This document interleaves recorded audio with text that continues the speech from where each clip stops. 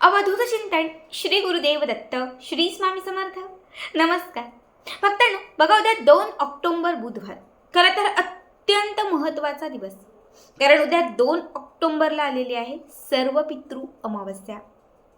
पितरांच्या नावाने श्राद्ध घालण्यासाठी, पितरांना तर्पण करण्यासाठी, पितरांना प्रसन्न करण्यासाठी आणि जर काही पितृदोष आपल्याला असेल तर हा पितृदोष नष्ट करून पितरांचा आशीर्वाद प्राप्त करण्यासाठी हा सर्व पितृ अमावस्येचा योग अत्यंत महत्त्वाचा मानला जातो.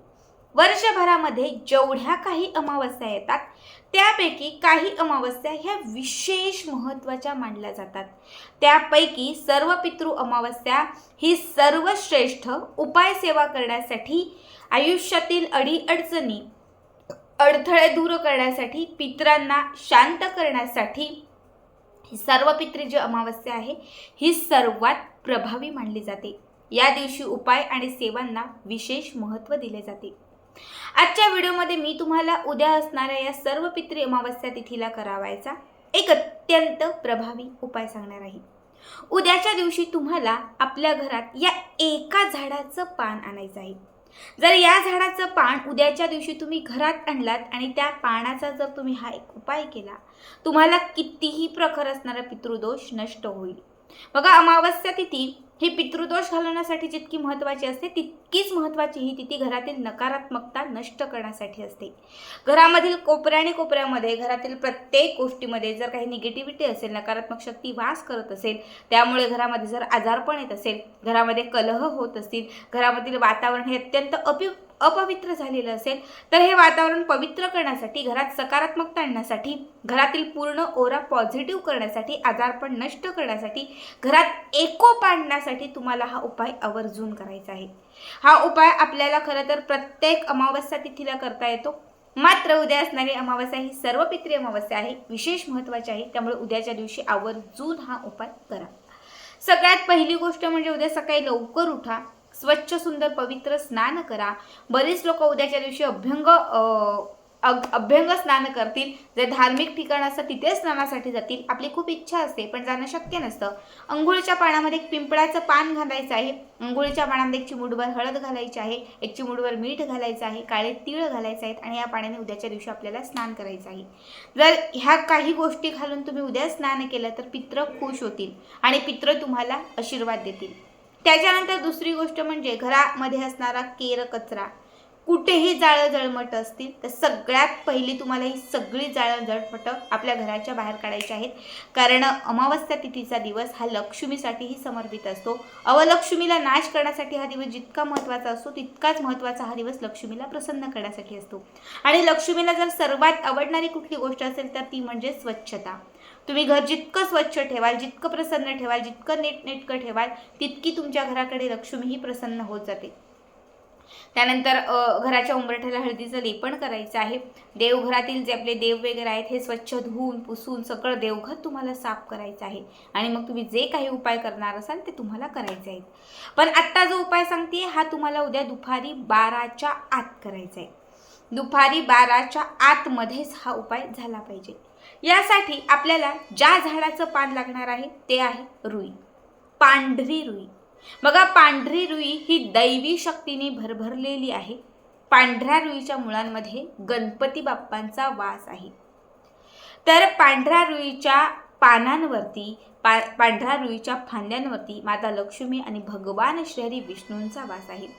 आपल्या हिंदू संस्कृतीमध्ये, आपल्या शास्त्रामध्ये पांढरी रुई ही उपाय सेवा करण्यासाठी अत्यंत पूजनीय मानली जाते. अमावस्या तिथीला आणि पौर्णिमा तिथीला या पांढऱ्या रुईमध्ये असणारी जी दैवी शक्ती असते ती जागृत असते. आणि जेव्हा या पांढऱ्या रुईचे आपण उपाय करतो तर हे उपाय शीघ्र फलदायी म्हणजे त्वरित लाभ देणारे असतात. म्हणून आपल्याला या पांढऱ्या रुईचं अगदी एकच पान आणायचं आहे. पण पान तोडत असताना तुम्हाला त्या पांढऱ्या रुईच्या झाडाजवळ जायचं आहे. 2 उदबत्त्या, अगरबत्त्या घेऊन जायच्या आहेत. त्याच्याबरोबर 1 लोटाभर पाणी घ्यायचं आहे. त्यामध्ये थोड्या अक्षता घालायच्या आहेत, थोडेसे तुम्हाला काळे तीळ घालायचे आहेत, 1 चिमूटभर हळद, 1 चिमूटभर कुंकू घालायचं आहे. आणि त्याच्यानंतर हे पाणी घेऊन तुम्हाला त्या पांढऱ्या रुईच्या झाडाजवळ जायचं आहे. तिथे गेल्यानंतर हे जे आपण पाणी आणि जे घेऊन गेलेलो आहोत ते पांढऱ्या रुईच्या झाडाला अर्पण करायचं आहे. त्याच्यानंतर त्या उदबत्त्या तिथे लावायच्या आहेत, त्या झाडाची माफी मागायची आणि त्यानंतर त्याचं एक पान तोडायचं.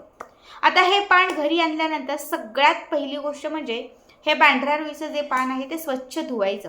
गंगाजल घाला किंवा गोमूत्र घाला किंवा साधं शुद्ध पाणी घातलं पिण्यायोग्य तरी चालेल, ते स्वच्छ धुवायचं आहे. धुवून ते छानपैकी पुसायचं आहे. त्याच्यानंतर तुम्हाला हे जे पान आहे छान कुटायचे. तुम्हाला जर शक्य असेल तर तुम्ही कुटू शकता किंवा मग तुम्ही मिक्सरला जरी लावलं तरीही चालेल. त्यातून आपल्याला थोडासा रस बाहेर काढायचा आहे. अगदी 2 थेंब रस आला तरीही चालेल.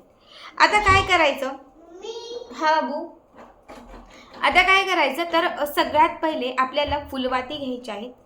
2 फुलवाती बरोबर घ्यायच्या. गोल असणाऱ्या ज्या फुलवाती असतात ह्या घ्यायच्या आणि त्याच्यानंतर त्या 2ही फुलवाती ज्या आहेत ह्या एकत्रित मिक्स करायच्या.